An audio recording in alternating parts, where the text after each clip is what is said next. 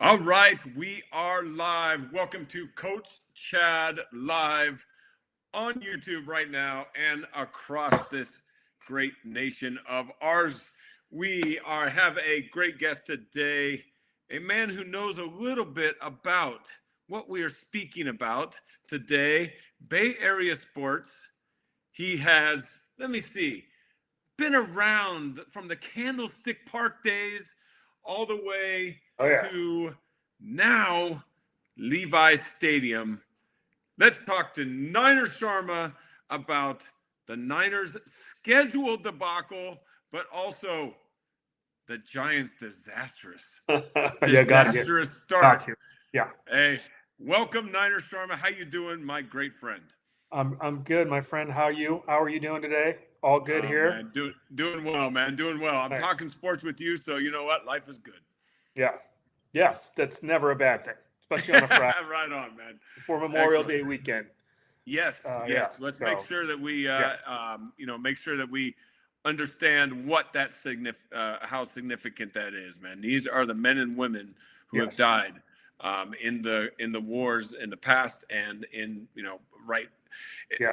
memorializes everyone that made the ultimate sacrifice. Correct. Okay. And I think a lot of people don't know that Memorial Day, they think, oh, we're honoring, and we should always honor all soldiers at all times. But this day specifically for those that have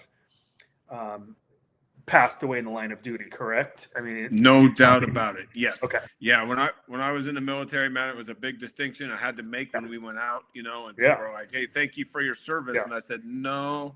I said, I appreciate that. But today, let's memorialize the people that gave the ultimate sacrifice, dying for their country. So happy Memorial Day to you, man. Let's remember those men and women who gave the biggest sacrifice that you could give, and to all their families and friends, thank you for their service and their ultimate service to our country, man. So, yes, sir. Absolutely. All right, let's get into it. Man. You know what? We're going to start with those San Francisco Giants by the Bay. Yes. Right. Let's do that. Let's get the bad news out of the way. They are sitting at a pretty 20-30. Oof. 20-30. What do you think about this start? Is there hope in the near future? And let's just start with what is your take on the team? What you've seen so far? So I think what I'm about to say boils this thing down in a nutshell, and it's something that happened that I don't think has ever, and I can't remember happening in baseball. Not statistically impossible, but damn near. So 2 games ago, they just got swept by the D-backs. Horrendous in itself, right? Oh, but terrible. The game, they got blown out in the middle game. They were down 4-0 after 6 pitches. Yes. 6. Pitches. I have never heard of not batters. No, pitches. Hit, grand slam. Have you ever seen that? I have never personally. I can't recall even something coming close to that. Like no. That's just the epitome of, is that pitch calling? I mean, are you throwing first pitch fastballs every time and they're just waiting for it? Is that what's going on? Yeah. I mean, it sure looked like it, and I believe it was I can't remember the pitcher. If it wasn't Robbie Ray. Yeah. It was Ray. Okay, I was going to say it was Ray, one of their, typically better pitchers. Nobody's doing anything good. I just thought that was a microcosm of what's going on with this team. And then the next night, of course, another blown save, just to top it off with a 3-run homer by a guy who, from the right side of the plate, I don't believe had a homer the whole year. No, he didn't. That's why they turned him around. Correct. Yeah. Turned him around, and what does he do? He homers. And so, I made sure to listen. Buster Posey was on KMBR for 30 minutes yesterday, and I listened to that as well. You did? Yes. Okay, so you heard it. You don't get a lot out of those things. Like, what's he going to say? They're like, well, what about this and what about that? And, what's he supposed to do? But I think that the thing I like, number one, is I think finally Giants fans have been very reluctant to call out Buster Posey. Yes. because of who he is, and I am too. Like, it's hard. The guy is legendary Yes. with this franchise, and in the recent history. It's not like Will Clark, who was 40 years ago. This is fairly recent history. I mean, it's not recent, but Well, their last World Series victories came through him. Correct, and their only championship victories in San Francisco.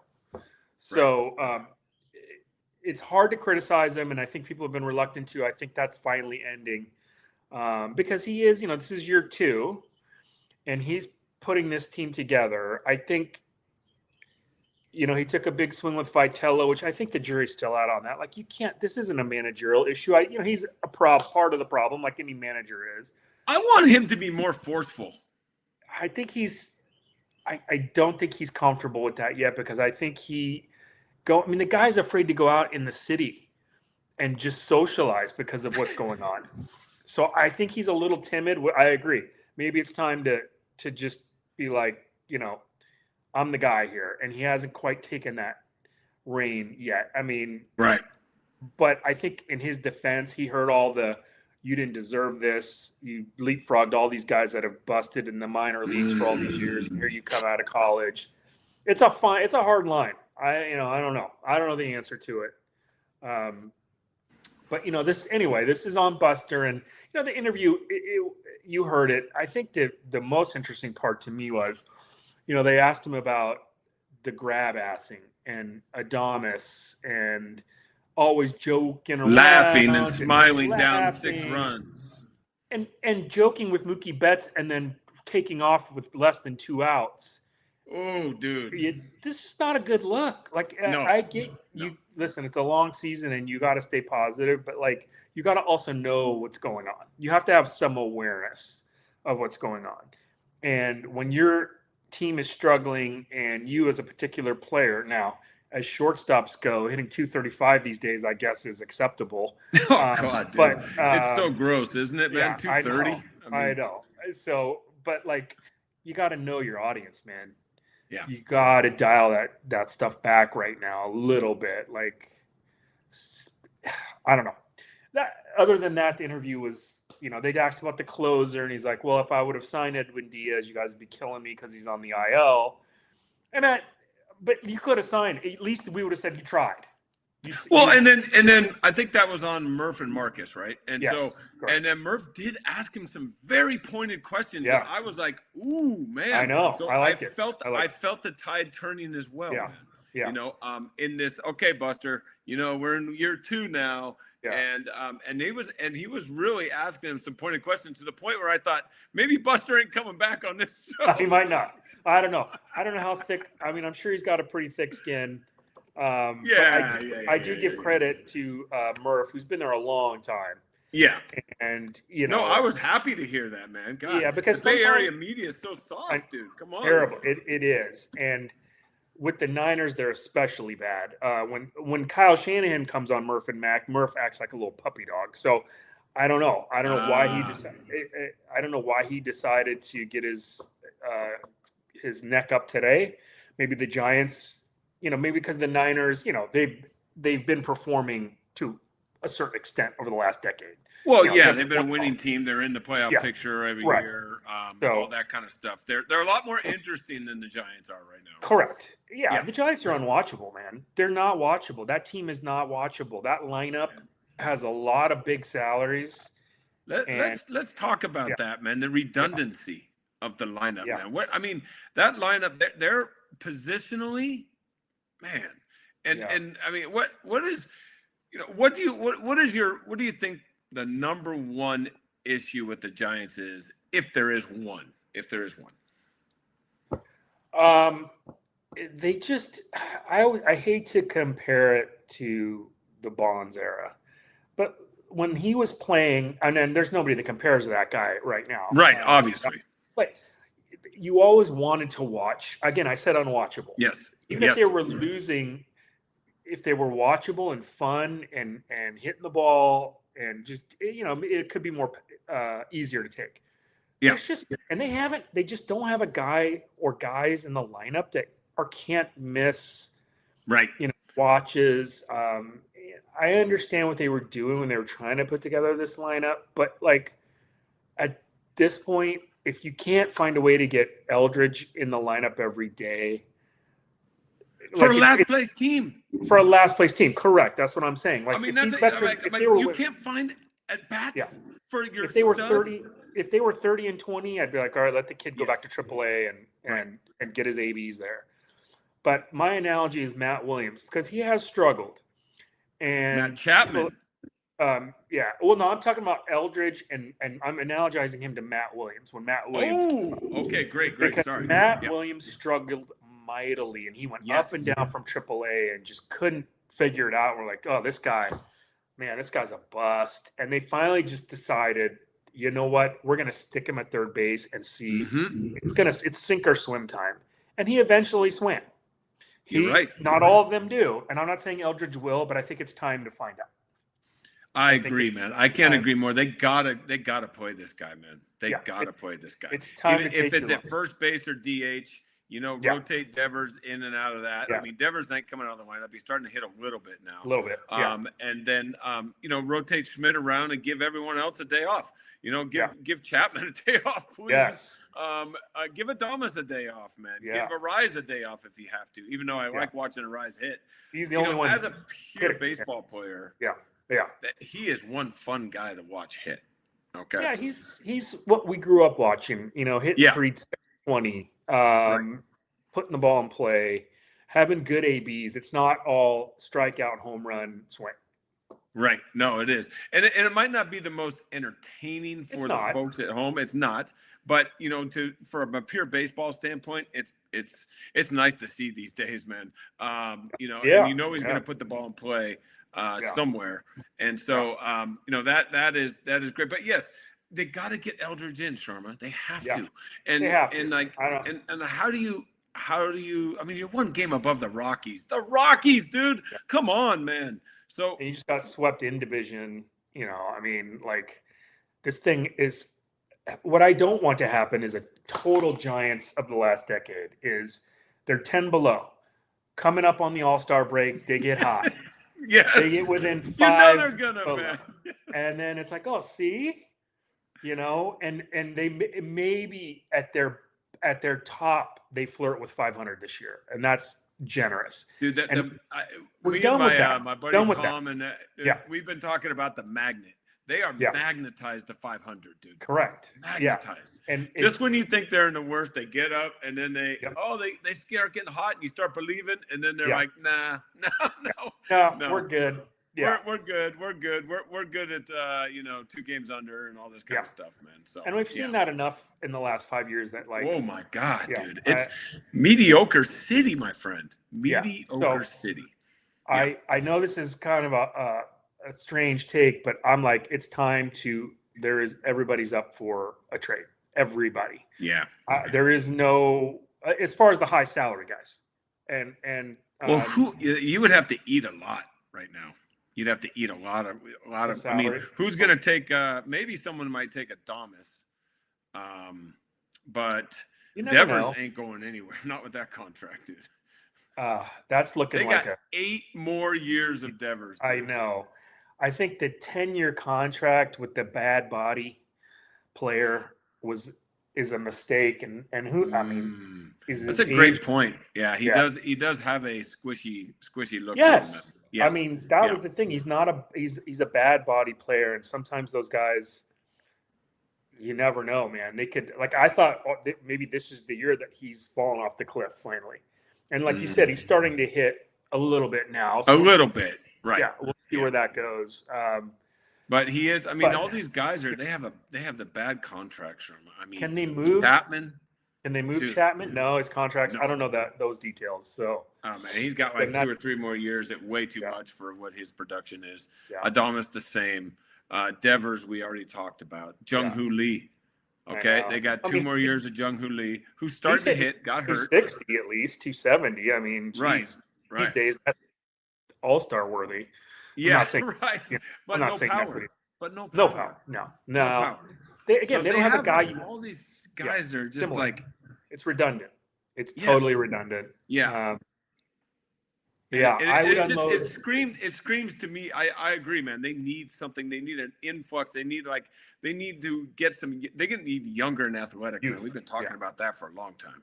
Yeah, yeah. I would. Okay, so whoever is tradable, I would do. And don't forget the pitching staff. There's got to be some guys there that maybe someone's looking for at the deadline. That Would you trade right now if you're the Giants?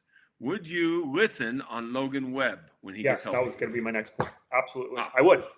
I think they're so far away from even being able to win a playoff series, let alone get in. Wow. That I would say nobody's off the table, and you need prospects. You need to nail this 4th pick on the draft coming up. You need to start because your farm system's been terrible for it just hasn't been good for a long time. Yep. And so maybe you can fill that void with some trades. I mean, they made a few at the deadline last year. They picked up the Jesus Rodriguez, and then they picked up a couple of pitchers. Blade Tidwell's still down there from the Mets. They got they sent over Tyler Rogers, Jesus. Did I say Rodriguez? Yeah. Okay. So that's from the Yankees for Duvall. They started to do that kind of stuff, but now their bullpen sucks, right? So they traded 3 bullpen guys, and now their bullpen's terrible. So going into the season, going back to the Posey interview, going into the season with Ryan Walker as your closer after what we saw last year, I didn't like his answer there. Like, we wanted to see what. No, I didn't like his answer either, man. We've seen it. He didn't sound confident to me. No, Ryan Walker. Last year, I was done. I was like, this guy cannot be anything more than an innings eater when you're when you're down 5 runs and you just need someone eat up innings in the middle of the game and hope you can stage a comeback. He cannot be your closer. And the fact that they threw him out there, guy's in AAA now. I mean, geez, with closers, Duvall, who's now a Yankee. I don't know if he's still a Yankee, but traded him. Yeah, he is, man. They don't use him as a closer. They don't use him. Yeah. No. So their closer situation has not been good. Now, Duvall, I mean, I fell for it too, that 100-win season, which apparently was just, I don't know what happened that year because everybody just decided they were going to be the greatest thing ever. Was like the desert opened up and a river of water was going through for a year. Because I think that fooled a lot of people, including on Duvall, that he was going to be a legitimate closer. Right. And I fell for it too. I can't say, I knew all along that this guy wasn't gonna be the guy. I was like, this guy's gonna be great. So yeah, he's got the stuff. He's got the stuff. He's got a head issue a little bit, man. So which baseball? You know what I mean? Yeah. It's baseball, man. And so it's only the strongest survive, right? Only the strongest are the best of the best. And you gotta be not only have the physical gifts, but you have the mental capacity. And then when they traded him to Duvall, talking about to the Yankees, I was like, oh no, the Yankees don't. No, that's a bad environment for him, man. A bad market for him, man. Holy cow's that a bad market for him. Yeah, send him to Kansas City or something, please. Right, exactly, man. Send him to Minnesota, St. Louis. Yes. Some kind of cool Midwest town, dude, that just doesn't get too on people too bad, But New York was a bad fit. Yeah. No, that was a bad fit, man. That was a bad fit. For him. Yes. But they got some, like you said, they got some prospects. But Ryan Walker, dude, there was no illusions that guy was going to be anything but crap. And he was. He had some moments, but then the league found out and they're just waiting for a slider the whole time, dude. Yeah, I mean, that's all they're waiting for, right? I mean, as a hitter, right? You're just waiting for that guy's freaking sweeper. That's it. Yep. Because he's not going to overpower you. He's not going to overpower you. You can hit his fastball and sit on his slider, and still, usually a guy. Pitches, dude. Yeah, if a guy throws 100, you got to sit fastball no matter what, and then adjust. A guy like him, you can sit the slider and still fight off his fastball or hit it well. I mean, not me, but I'm saying them. Those guys. Yeah. So the team's just constructed poorly. And again, it's Buster's second year. I mean, we're early in the second year. So I'm not saying, oh my God, but I think it's time to, if he really wants to make this, because this team is still not in his mold. Like a lot of these guys were here, I think, before he came in last year, except for Devers. And, as far as Chapman was already there. Or did they sign Adames? Maybe he signed Adames. No, he signed Adames, yeah. Okay, that's him. Chapman was already there. Lee was already there.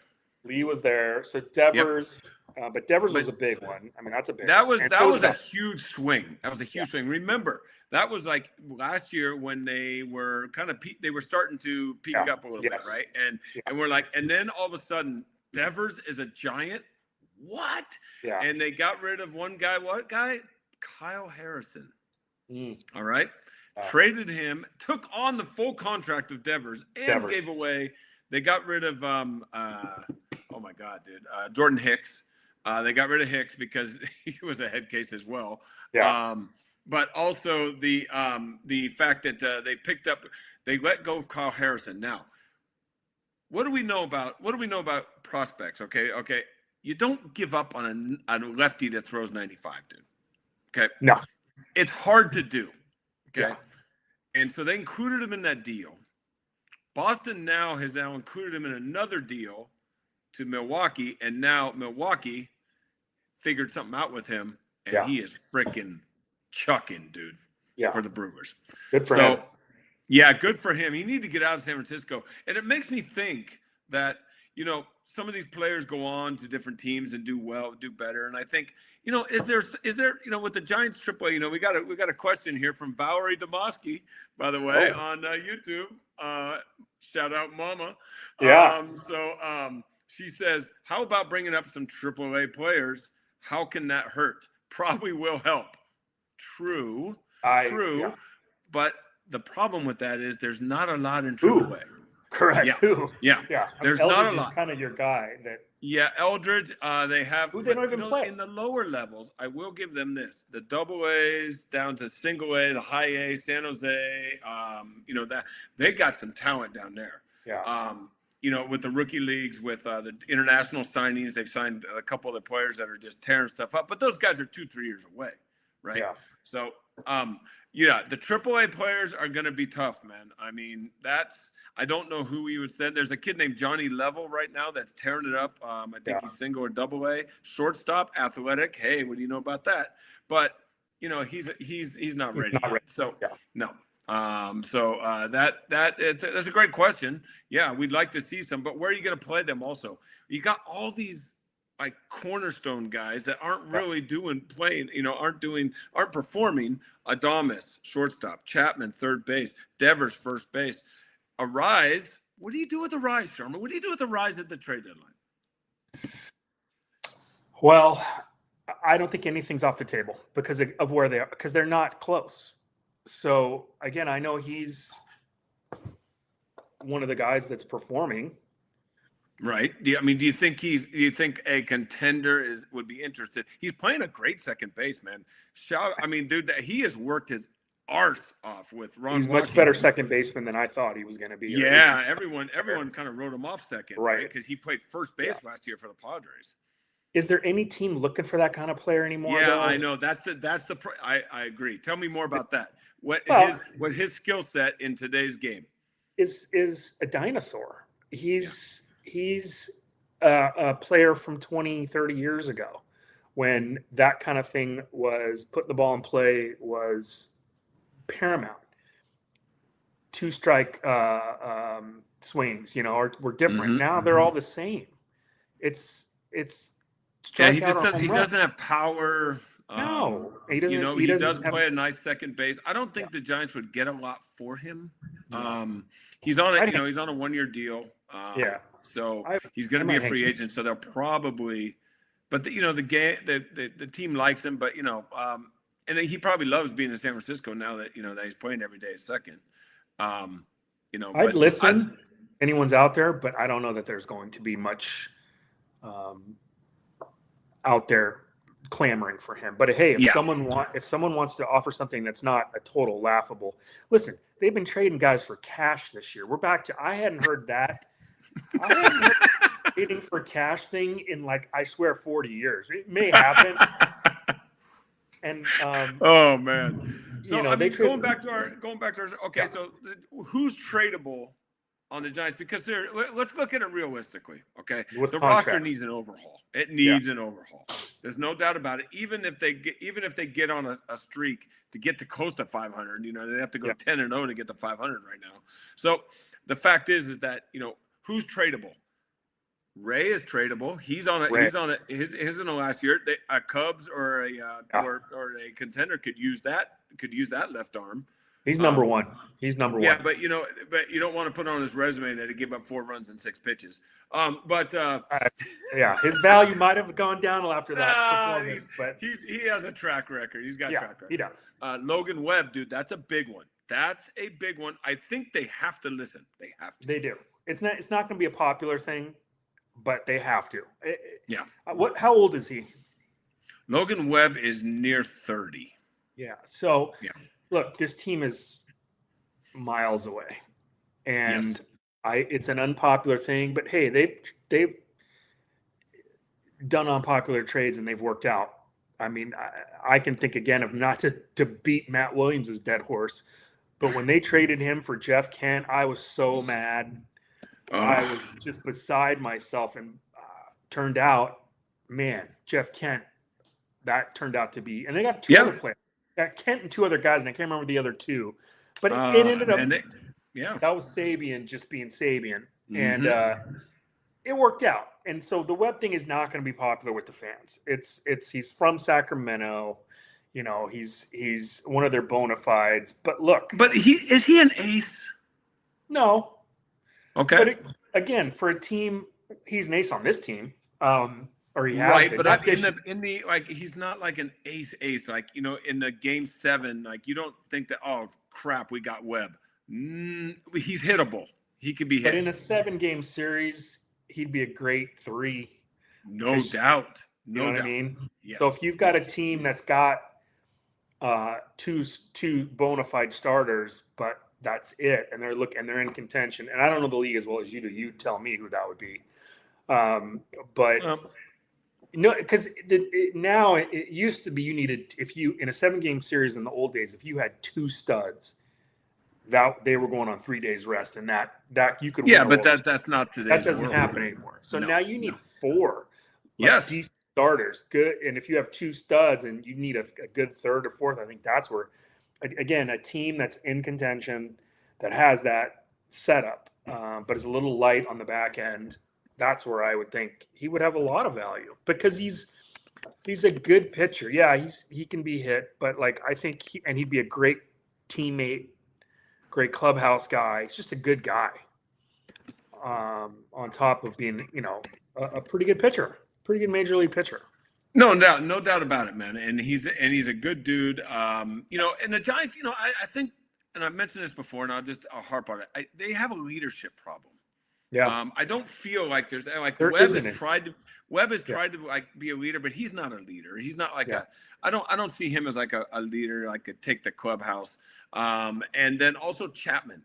They signed Chapman to have some stability, and they wanted him to like be a leader and bat number 4. And I'm like, that's not who he is. Not. He has never been like that. Stop making him something he's not. And they're seeing it right now. 1 home run. It's May freaking 22nd, dude. And he has one of the flattest swings. I was reading a column from a guy I met in San Francisco a long time ago when I was living there, and he was like small time at the time, and now he's like getting big on the athletic. Eno Saris, and he's a big analytics guy, and I was going back and forth about all these analytics with him and everything. He's a very smart guy, but he had an article today about Matt Chapman's swing and how it's so flat, and he can't catch the freaking high fastball, dude. And so, he's going to be an issue, man. They got to give him a rest every once in a while and put the hot Casey Schmidt into the lineup. Can you believe that, man? I was pounding on the guy. I have to take my medicine here, dude. Me too. I always said, I just want to punch that guy in the face. That's all I said, dude. He's got a punchable face, dude. I just want to hit him. And his bat was slow. He wasn't getting around on the inside pitch.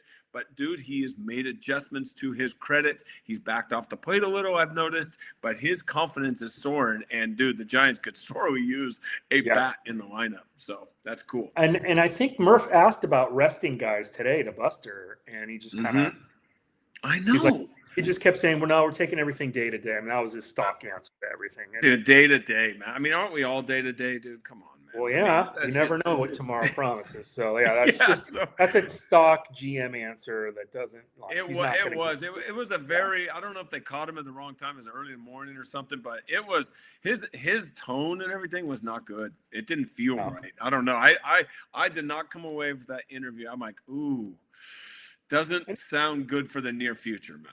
And it could be that he came into this. You know how it goes. You come into it going like a year ago or a year and a half ago, and he's beaten down already because of like, oh, all this stuff I'm doing, it's not working. What am I? You know, what's happening? Like I don't know what's going on in his head. He's a mentally tough guy, so I'm sure he'll figure it out. But he's young in his general manager. Well, yeah, I mean, he'll learn more and more, but I think that he needs to, he knows it. He's a smart dude.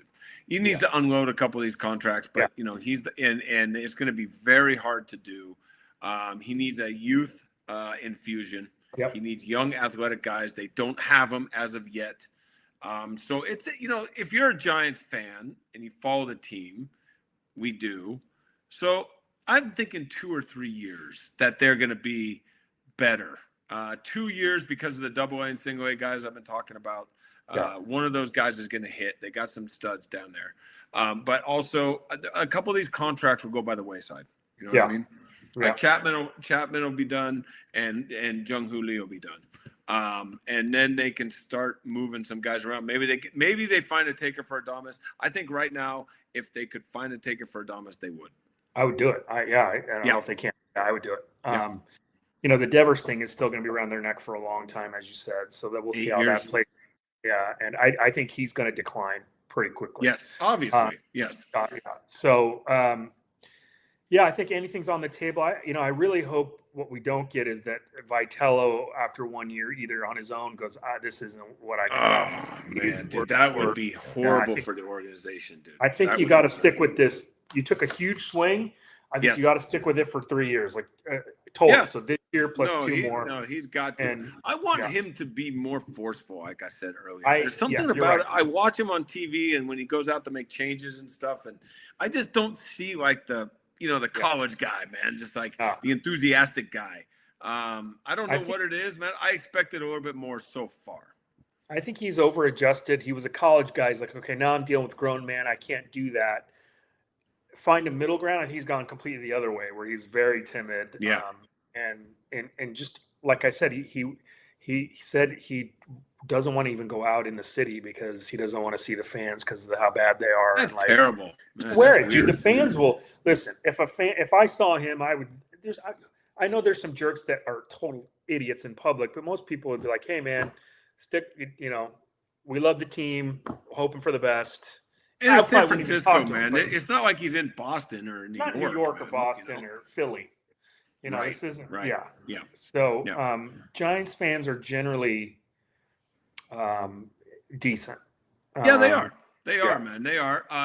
We did hear some boo birds last home series a little bit. Yeah. That was interesting to see. But I'd like to wrap up the Giants on one positive note. I like their catching situation a lot better after they got rid of Bailey, man. Yeah. Bailey was like a terrible weight around your neck. Yeah. When you knew that he was coming up, you knew he was out. That's it. And so, Susak looks promising. They got to play him. Rodriguez can hit, it seems like, but his catching leaves a little less to be desired. So it's a tough position, man. That's the hardest position to get right. And that's why Buster is such a unicorn. I mean, yes, absolutely. And can come up and call a game like he did when he was younger, man. So as a rookie, incredible, man. Rookie. Yeah. Okay, so knowing what you see, give me a prediction. Not midseason, end of year. How many wins? I think that they will flirt with 81 again when it's all said and done. They'll be in the. I think they'll be in the seven. When I say flirt. 70, they'll get to like 72 to 75 wins, right there on the. Yeah. Okay. All right. Yeah. I can see 72 because I think they're close to a 90 loss team. Yeah. And that's, but that, if you didn't blow 4 saves in the last month or, 5 games, when I say flirt, I'm saying 72, a few games go your way, you're at 78 and okay. And, 81 and 81 is not that far away. And No, that's you're just right. the No, way they live. it just it takes a couple bounces, man. No doubt. And You know what and I'm then they're back hoping in. for? I'm hoping, and I hate to say this, I Say want them to bottom out.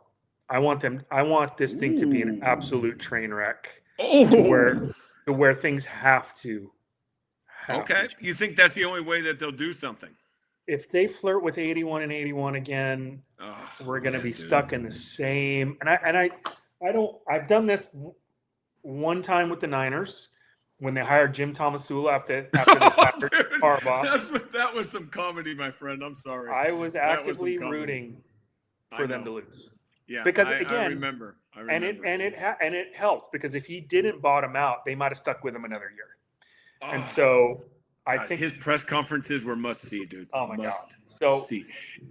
and I don't want that to mean Vitello's head or Buster's head. I'm just saying as an organization, I think that they need a slap in the face, like where the ballpark all of a sudden is emptier than it's ever been. And there's that gets the owner's attention for sure. Correct. Yeah. So, and there's so many people that go to that ballpark not for the team, for the ballpark. That ballpark, Yes, for the itself is a experience. dream. Yeah. And so I think we're at that point, and I hate to say it, I don't do this often, and I would never actively root, like, get on Twitter and be like, I hope they lose tonight. And I'm just saying this now because that's where my mindset is. And I actually talked to my brother about it, who's in the Bay Area, and we talk a lot about the Giants, and he brought it up first, and I agreed with him. I was like, I think that's where we're at. Man, dude, and they're so far away from the Dodgers and Padres, dude. Yeah, they're so far away. That's what I'm saying. They're closer to the Rockies than anything else. Yeah, one game. So, and the Diamondbacks are like 500. They're what the Diamondbacks are what the Giants are. The new Giants, yeah. Yes, yeah. They're like what the Giants want to be again, man. Yes. The 500 team. So yeah. All right, man. We're talking to Niner Sharma here on Coach Chad Live, man. Having some great conversation about the 20 and 30 Giants, man. Let's switch it around a little bit, man. We know that the Giants have some issues, man. But we do want to also get into, hey, man, you're Niner Sharma, dude. So I come to you for everything Niners, dude. So, we had that schedule release. Yeah. Just the dates. Not the dates. I'm sorry. Yeah. Just the teams. Just the teams. Now we have the dates and the lineup. Yeah. Right. And now we have the lineup, and now we have the dates and how they're proportioned and how they're spaced out. How does the Niners see? Hey, is that Chewy? Yes. Oh, yeah, he's been on my lap. Hey, Chewy, what's up, Chewy? Yes, man. Oh, I've met Chewy. He's like, where's that coming from? He's like, yes. I'm like, what is that? Oh, that's awesome. He was in my lap. So how is it spaced out? What do you think? And the Niners did get 2 international games. Talk to me about that. Okay, well, we kind of discussed that last time, how this is getting kind of ridiculous with the international and the travel and the mileage. Well, for the people now watching that we didn't see before, just really quick, they got 2 international games, one in Australia, one in Mexico. But not all international games are created equally. It's one thing to go to London. It's another thing to go to Australia. And just to put in a total nutshell, the Niners will be traveling more just for that Australia trip, the Niners and Rams, than like 6 or 7 teams will the entire season. Ooh, man, that's an incredible stat, dude. Come on, man. They're going to feel that. They're going to feel it. Yeah, I think the NFL is using these teams as a guinea pig to see, and they shouldn't, because I would have not sent them these marquee teams because they could both tank, dude. This could just be too much for them to bear. This trip is unprecedented. Football, air travel and football don't mix because of the injury situation. And you know what happens to injuries, soft tissue, when you get on an airplane. Oh, man. It doesn't help. It can actually be very detrimental. And I don't know if the NFL is prepared to see what the after effects of this. This is going to affect them for a month, I feel, especially coming back west from those trips. Yes, I mean it's always worse coming back. A day long, man. Yeah, it's always worse coming back. I heard another stat that the Niners are traveling more this year than the Cincinnati Bengals did from 2022 to 2024 combined. Well, yeah, they're in the middle of the country. Yeah, that's 3 seasons. And I just think it's nothing I can do about it or anybody can do about it, but I know Kyle Shanahan's pissed about it. Now, they tried to help them out by giving them 3 home games in a row when they get back. Hey, I saw that. Hold on one sec. Yeah, go ahead. Yeah, and the teams they gave them are not. No, look, every game in the NFL is tough to win, but they gave them the Dolphins, the Cardinals as the first 2 when they get back. So I guess that's the bone. Like, hey, we're going to give you home games and some teams you should beat. Not saying they will beat them, but they should beat them at home. And then I think they have the Broncos as the third, which will not be an easy home game. But so I mean that's the NFL. Like, okay, well we'll give you 3 home games. But the back half, the now that the order is out, we've talked about the mileage and how that's just rough. The back half of if the Niners aren't 6-2 or 7-1 going into the bye, they're in trouble. Let's take a look at that right now. You got you got the share screen right now? Cool. Yep. All right. So regular season, we got Niners schedule. Rams in at the Melbourne Cricket Ground, dude. Nice. In Australia. Okay. They come back. They get some time off, right? 10 days. 10 days. Okay. It's not 2 weeks. Every team that goes to London, every team that goes to London gets a full bye week. So now we're going even further. And we're giving them 10 days, and we're giving the Rams 11 days. The Rams have a Monday night game following. It's like, dude, what are we doing? All right. So, hey, the Rams got Greinke as an owner, man. He's got some deep pockets. You know what I mean? Does. Yeah. Money talks. Okay, so they come back to Levi's for 3, 1, 2, 3, and then they go to Seattle, not very far, which is good. And then they back to Levi's. Yep. Then to Atlanta, and then a bye. Okay, that's what you're talking about, right? 1 loss, 2 losses. Yeah. And then they play the Raiders. Okay. So then, but then after that is where the rest of the season. Let's look at this. Okay. At so you got Dallas. Cowboys. All right. In Dallas. Okay. Yep. Then to Mexico. Correct. Okay. So by home game, but another international trip. Another international trip. And then the next week, no time off after going to Mexico. Back to San Francisco to play the Seahawks. That's not good. Oof. Okay. That's their rival, of course. And then they go across country. Yes. After going to Mexico. Yes. So Dallas to Mexico, back to home, and then cross country to for a 10 a.m. game, too. They didn't give them the 1 o'clock window. They gave them a 10 a.m. Ooh. That's rough. And then back across country for home. Yep. Rams. And then down to L.A. Yep. That'll be a home game. At Chargers will be a home game. Yeah. But Jeff, look at the teams they have to play in the back half here.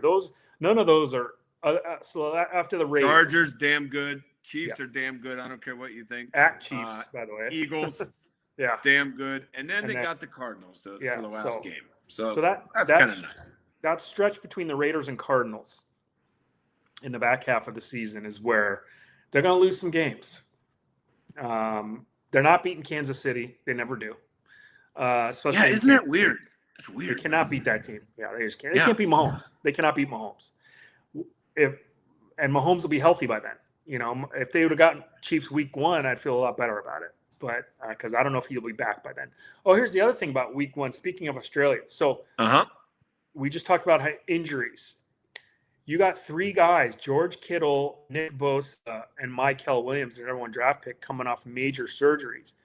You really think they're going to be ready for week 1 and go on that trip? Man, dude, that's true. Yeah. Yes, you mentioned the soft tissue, but what about the guys who are already hurt, man? Yeah. Yeah. So are you really going to risk taking those 3 guys on a 16-hour plane ride? You think they might hold a couple of those guys out, like a Kittle or Bosa? They might not even travel? They might not even be ready. I don't know. Or if they were ready, do you want to – that's an X factor that – I don't know. I'm just saying. Yeah. That's a great point. That's a great point, man, because, do you want to risk – I mean, they have 16 more games, man. Correct. Yeah. So, right? It is a division game, though, man. It's a big game, dude. It is a big game. Yeah. So, in a division where you're the 3rd best team with 12 wins last year, So, I mean, the schedule, look, it is what it is. It doesn't always go your way, but, this whole international thing is really – it bothers me. It's getting old. Who looks forward to it? The people in Australia? Correct. But like, who's your market, dude? You're the number one sport in America. You're not the number one sport in the world. I don't think you ever will be. You're never going to be the number one sport in Australia. You're never going to be the number one sport in any other country. Always looking for growth, man. I know. Never stop. They never stop, Sharma. Never. But is the NFL hurting in the U? I mean, dude, Yes. they're a monster. They're a monster in the U.S. In the U.S. Absolutely. No, they're number one in the U.S. by far. Yeah. They've taken over Christmas from the NBA now. Ooh. They've taken over almost every day of the week. Dude, they're bullying the NBA out of so many things, dude.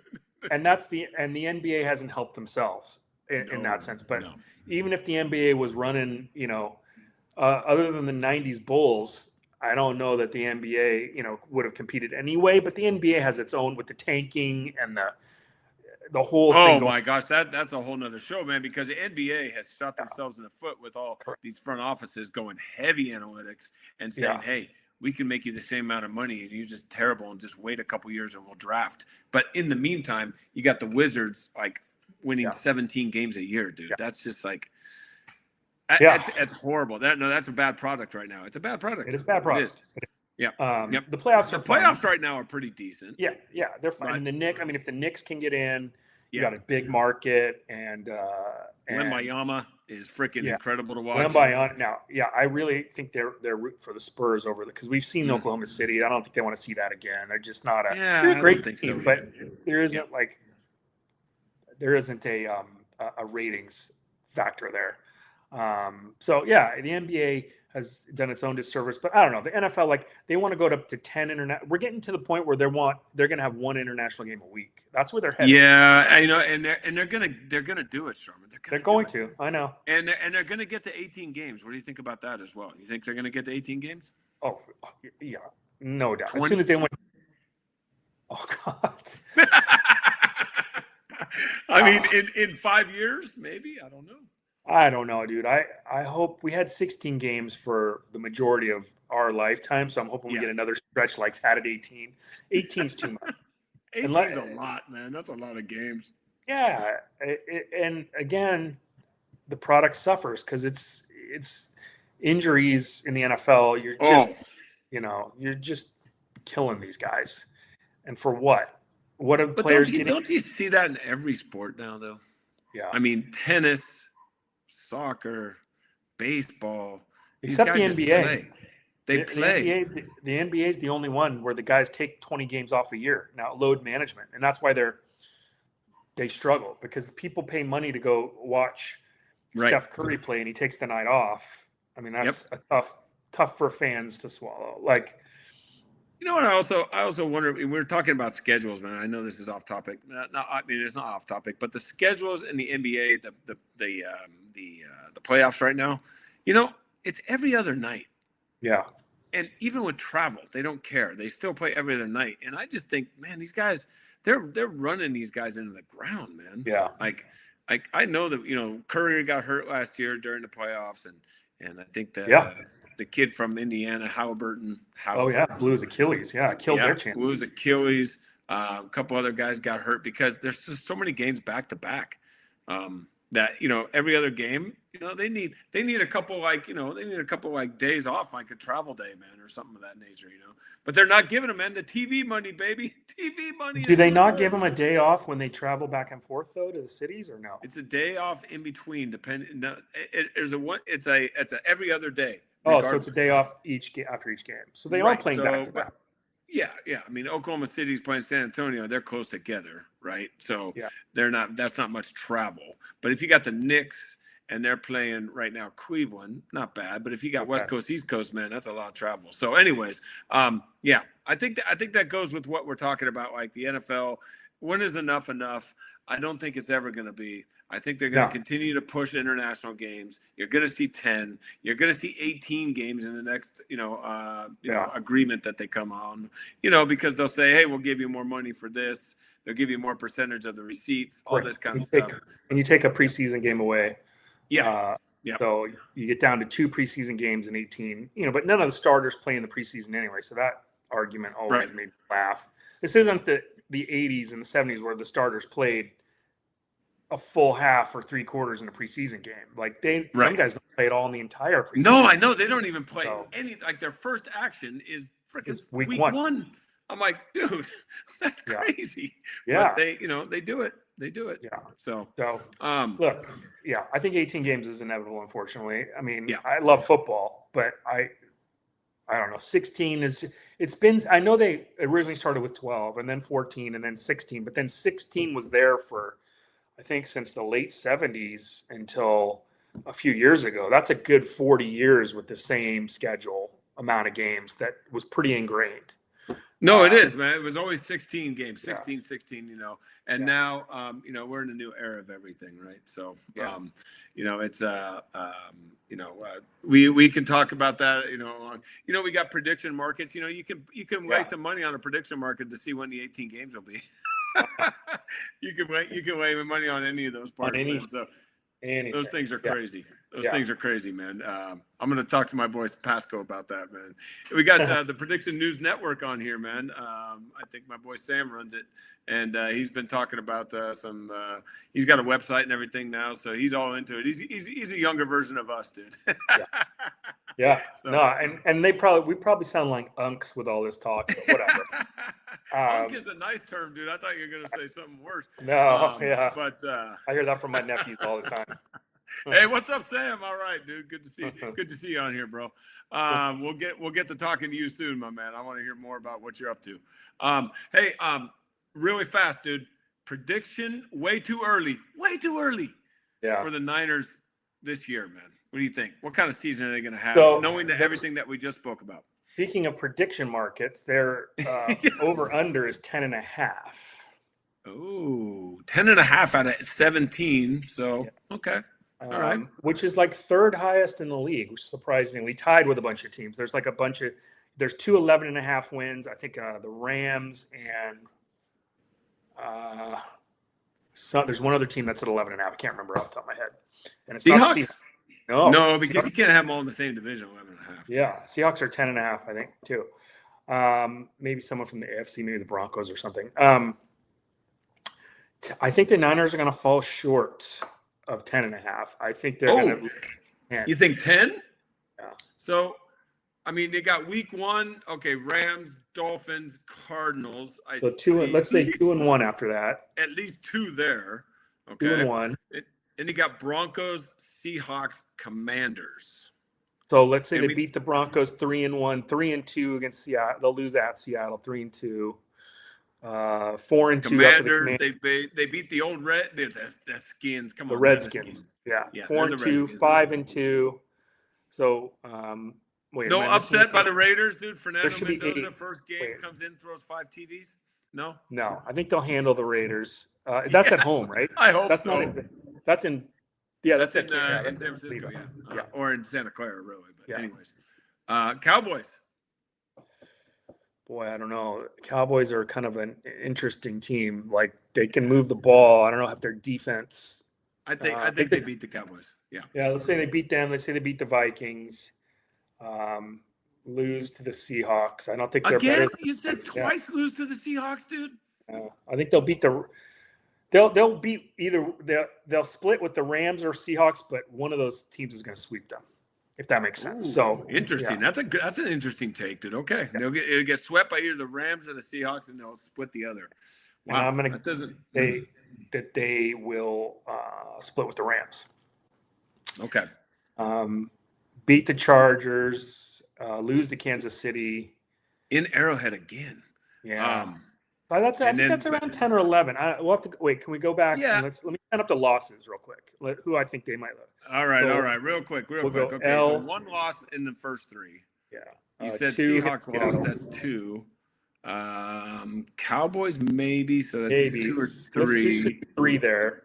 4. Let's go 4 Seahawks. 5 KC. So, yeah, I mean, 10 or 11. It looks like 10 or 11. Yeah, they're on it. Yeah. Yeah. Yep. But I'm going to go with 10. Don't mess with Vegas, dude. I know. They know what they're doing. Yeah. More than I do. So.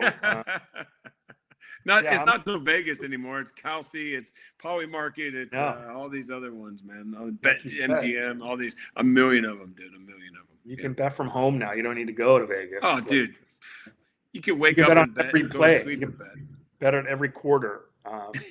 You can bet on anything. We'll talk to our boy Sam about that, man. Yeah, you can bet on if how long this live stream's going to go. Yeah, right. When does that start to become a problem though? When do we get to the point of like, oh, we got all these people that can't pay their mortgage? Dude, don't you think that already might be a problem? I do, but I'm saying like when the bubble, like, where like a bubble really bursts, and you're like, oh boy, yeah. Because these commercials on the games where there's betting, that's been in the last 5 years. So I think it takes a decade maybe to really see what the result is. You know, it's interesting, and Sam will love this. I read an article today talking about, now Congress has taken it up and all this kind of stuff about prediction markets, right? But it's already been going for years, and so they're already making their billions. They mentioned also that our prediction markets, the Juul cigarette of this era. Remember Juuls with the flavored tobacco and all this kind of stuff, and they were all the young rage people at the time were just smoking it up, dude. And then they finally banned them because they realized how concentrated it was. Yeah. And next thing you know, man, they got busted and all that kind of stuff. Will that happen with prediction markets?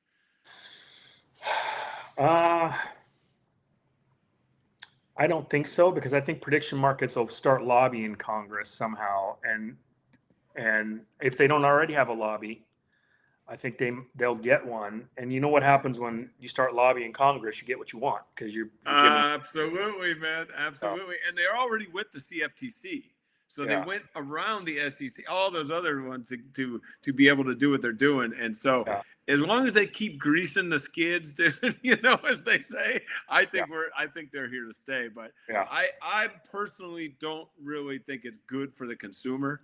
In fact, I know it's not good for the consumer. I mean, people really, you're feeding their addiction. But at the same time, there has to be some personal accountability as well. Understood. There is. And what I would do is, this won't happen either, but I would just ban advertising, just like I think pharmaceutical companies shouldn't be able to advertise drugs. Okay.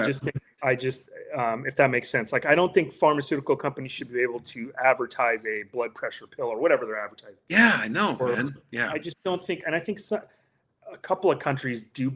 I think New Zealand and the US are the only countries that allow pharmaceutical advertising. So I would do something like that. Like, I would still make it, like, I don't want the law to change. Like you said, personal responsibility. I just wouldn't advertise it in every commercial break.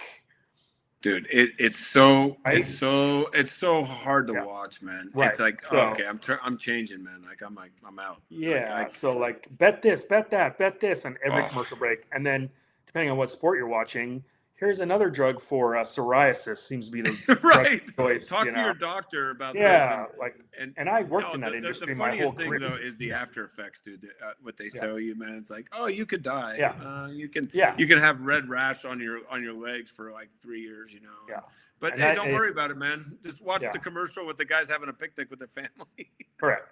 So that's what I would do, and I would allow it to be legal and let people make their, like you said, their own choices, good or bad. It's the free market. And guardrails, maybe. I don't know. Like what? I don't know. It's not such a long. That's a whole other show. Yeah. Okay, all right. But so we got a couple of predictions. Let's finish. Let's wrap this up, man. About the Niners and the Giants. Okay. Do you see the Giants turning anything around? Is there any hope for that team going into the next couple months? No, not other than making, because there's 70,000 playoff teams now, other than contending for the last playoff spot, on the periphery. No. Okay.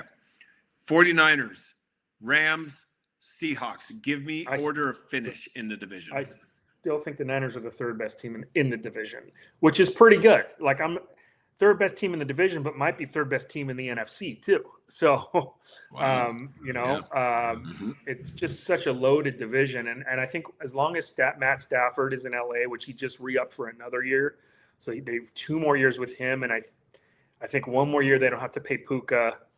and Javon and Curse, the D linemen. So I think the next 2 years, the Rams are going to be all you want.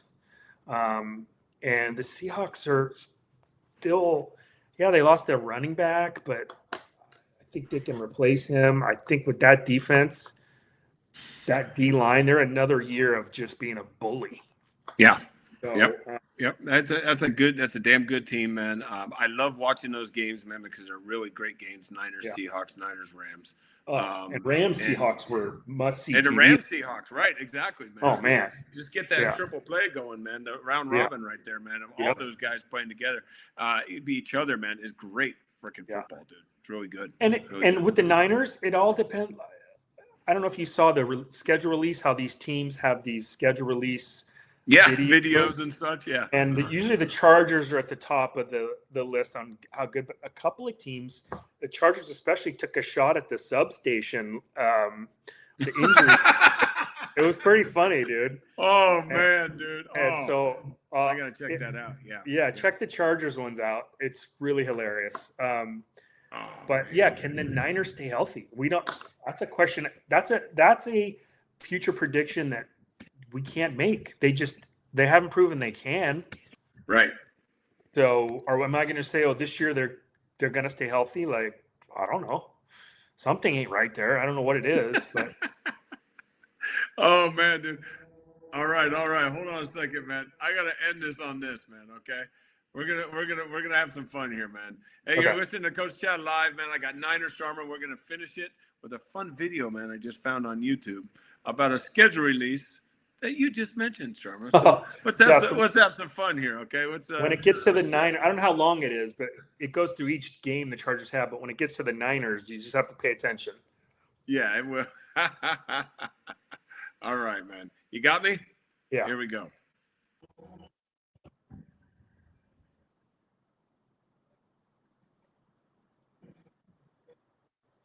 Look at this. Oh, I'm not seeing it.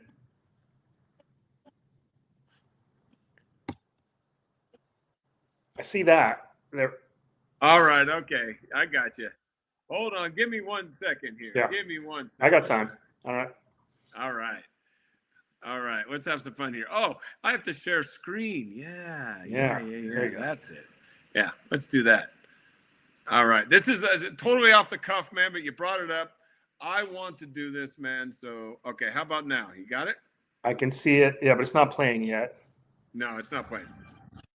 As soon as you hit play, all right, let's go. What week is it? It's later. It's like week 12, 10, 11, 12, 13. So yeah, fast forward it. And there's a couple of teams that took a shot at the substation, but the Chargers one's the only one I remember.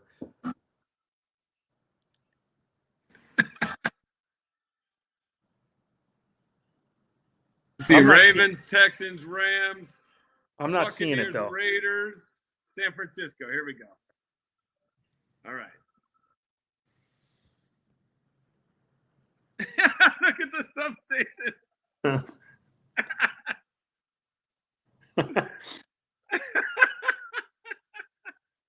Isn't there something about can you survive or something?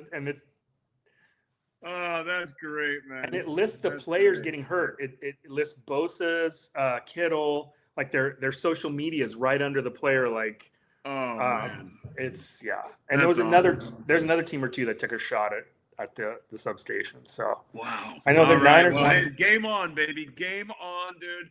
And man, hey, it's been great having you, dude. Great conversation, man. We will continue to do this all year long, and have you on, man.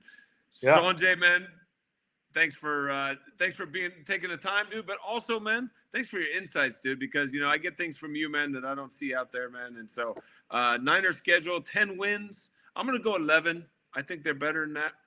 They might. I hope you're right. They might sneak out, want to sneak a sweep of the Rams or the Seahawks. I don't know about the Seahawks, but maybe the Rams. So we'll see about that. Split with both. Yeah, they can split with both too, and that would get them 11. And the Giants will be creeping on 90 losses, my friends. That's I predict that. Yes, I don't disagree. So. All right, man. Hey, thanks for listening to Coach Chad Live, man, with my good buddy Niner Sharma there. We will see you down the road. Have yourself a good one, man. And All right, always you too. remember, man, do good out there if you can. And even if you can't, continue to frickin' do good. We'll see you. There you go. Later. All right, bud. See ya.